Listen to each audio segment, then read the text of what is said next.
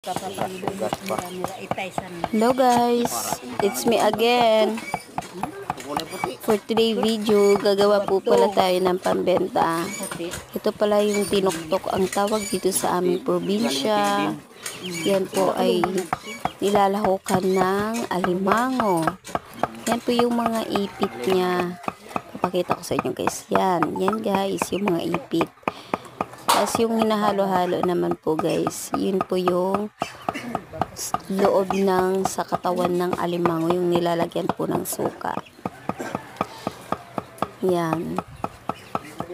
At yun naman po yung buko, yung dinidikdik para mas masarap, kasi mas masarap po yung pino. Yan po guys, oh, tingnan nyo, yan na yung dinikdik na yung loob ng alimango. Hahaluin ko siya guys, tingnan nyo guys. Yan guys, yan o. Diba, sobrang yum. Nilagyan lang yan ng suka para mas masarap. Thank you guys, thank you for watching. Like and share, bye.